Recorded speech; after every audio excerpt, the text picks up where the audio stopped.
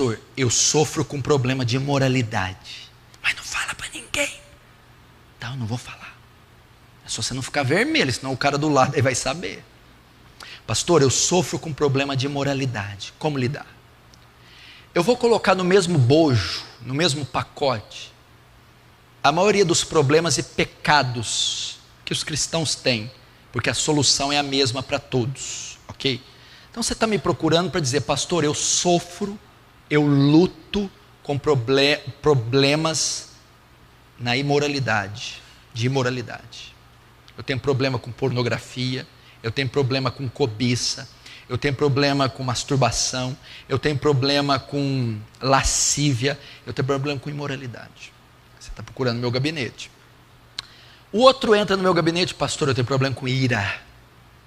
Sou irada, possessiva, briguenta, sou irado, descontrolável, tenho raiva, ódio, rancor. Meu Deus, pastor, como é que eu lido com isso? Pastor, o meu problema não é. O meu problema é que eu sou um desequilibrado emocionalmente. Uma hora eu estou rindo, outra hora eu estou chorando, eu grito, eu berro, eu choro. Eu sou descontrolado, eu não tenho domínio sobre minhas emoções. Eu choro, rio, grito, sou desse jeito. Desequilíbrio emocional, sou uma pessoa compulsiva. Não tenho domínio das minhas emoções. Pastor, eu sou ansioso, afoito. Eu estou procurando o Senhor para dizer como eu venço a ansiedade. Tenho ansiedade, sou afoito, ansioso, me revolvo na cama, não consigo esperar, eu tenho ansiedade. Pastor, eu tenho muito problema com desânimo. Sempre estou abatido, prostrado, muito desanimado. Eu tenho com tristeza. Tenho problema, de vez em quando eu sou pego por uma tristeza aguda. Eu é impulsividade, pastor. Eu falo primeiro, depois penso. Eu sou impulsivo. Enfim, são essas algumas das práticas que muitos têm, dentre outras que eu não citei aqui. Mas eu citei imoralidade, ira, desequilíbrio emocional, ansiedade, desânimo, tristeza, impulsividade. Como eu lido com isso? Eu que tenho uma delas, eu que tenho duas do que o senhor citou, eu que tenho todas. Eu vivo tendo distúrbios psicológicos, emocionais, transtornos, desequilíbrios, pulsões, compulsões, enfim, uma guerra interna, emocional, psicológica, conflitos espirituais, e vão fazendo com que a minha vida oscile. Como que eu lido com isso? Vamos lá. Primeiro, todas essas manifestações são manifestações de um homem ímpio, ok? Se isso é muito comum na sua vida, eu tenho que ser franco, pode ser que você não tenha nascido de novo, porque não é natural de um crente viver irado, não é natural de um crente viver com problemas de moralidade, não é natural a pessoa viver desequilibrada, não é. Um crente pode ter essas pulsões, pode ter esses surtos, pode, mas é a rotina da vida dele isso? Não. Então você deve procurar o quê? Arrependimento. Pedir para Deus transformar você. Porque a ira é oriunda do velho homem. A cobiça é oriunda do velho homem. O desequilíbrio é oriundo do velho homem. A mentira, esses desequilíbrios são oriundos do velho homem. Então você só vai curá-los sendo transformado, recebendo o Espírito Santo e uma nova natureza. Contudo, se você só lida com isso, como vencer, como lidar com esses fatores? O que a Bíblia diz? Até sentado eu transpiro. Vamos para a resposta bíblica. Olha só, vou te ajudar com esse texto. Romanos 6,14. Pois o pecado não terá mais domínio sobre vós, pois não estão mais debaixo da lei, e sim da graça. Presta atenção. Você aprender isso aqui, você vai aprender, você vai ficar aliviado. Quando alguém se converte, Deus lida com o pecado dele em 3 períodos. O que mata você? É o pecado, não é? O que condena você? É o pecado, não é? Da onde saem essas práticas? Do pecado. O pecado que traz ira, orgulho, lascívia, cobiça, desequilíbrio, depressão, é o pecado. No ato de conversão, Deus concede a você 3 fases com o pecado. 3. Primeiro, Deus vai lidar com a culpa do pecado. Segundo, Deus vai lidar com o poder do pecado. Terceiro, Deus vai lidar com a presença do pecado. Primeiro, Deus lida com a culpa do pecado. Pecados são como crimes, transgressões da lei de Deus. E os pecados condenam você. No tribunal de Cristo, você está condenado pelos pecados. Mas quando você crê, você é justificado. Ou seja, a culpa do pecado é tirada de você. Então, quando você converte, primeiro ele resolve o problema da culpa.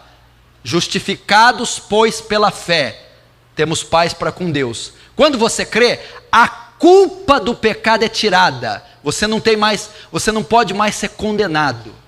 A culpa foi retirada. Agora o segundo passo, Deus vai tratar com o poder do pecado. O que é o poder? É a inclinação que nós temos para o pecado. Como ele vai tratar? Deus nos dá o Espírito Santo, que nos regenera. E ele nos dá um dos frutos do Espírito, que chama domínio próprio. Gálatas 5:22. Ok? O que esse fruto nos dá? É o poder que Deus nos dá de exercer autodomínio, de exercer domínio sobre nossas faculdades.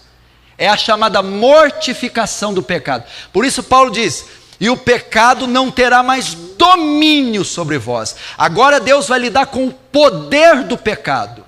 Como o pecado não tem mais domínio sobre mim? Quando o Espírito Santo me regenera, me transforma numa nova criatura, ele passa a habitar em mim.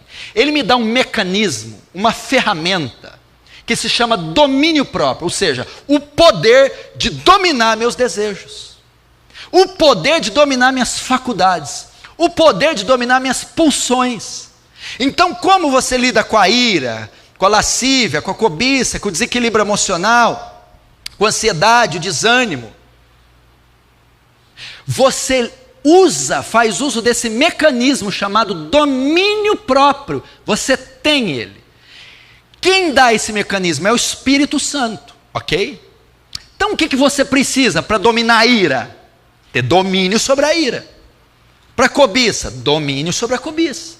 Desequilíbrio, domínio sobre o desequilíbrio. Ansiedade, pulsões, desânimo, domínio sobre a sua área sentimental.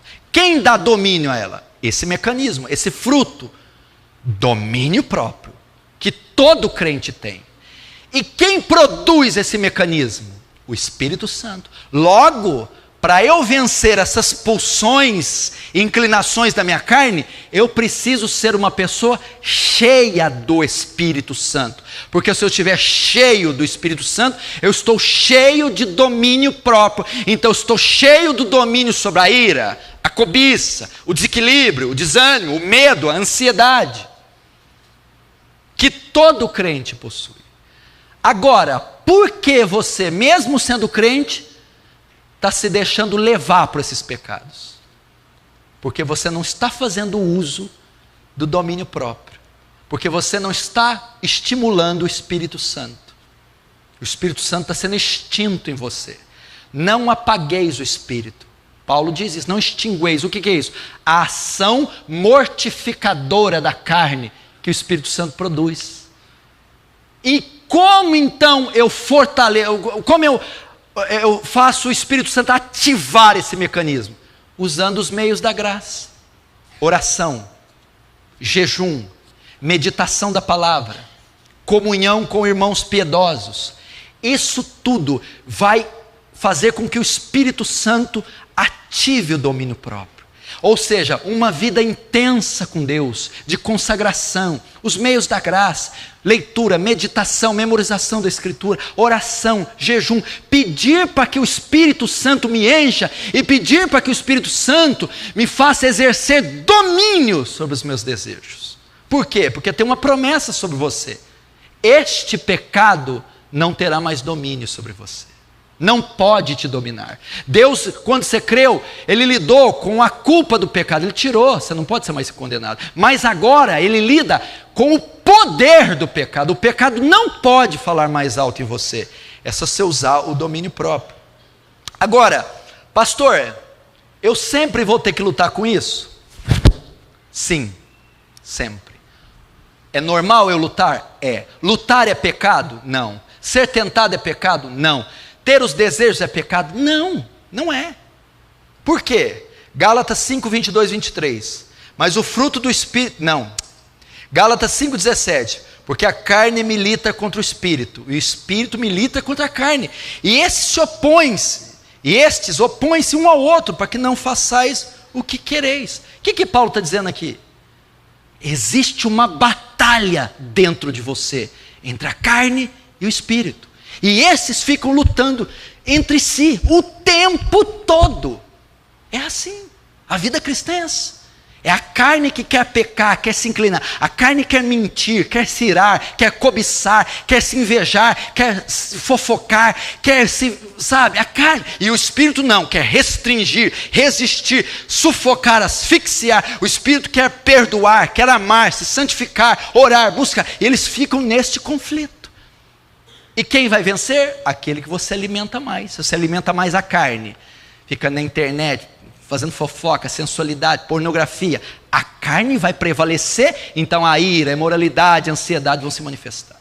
Se você alimenta o Espírito, santificação, separação, leitura, oração, meditação, o Espírito vai triunfar sobre a carne, logo a ira, as pulsões serão mortificadas. Você exercerá domínio sobre elas, porque você tem o domínio próprio.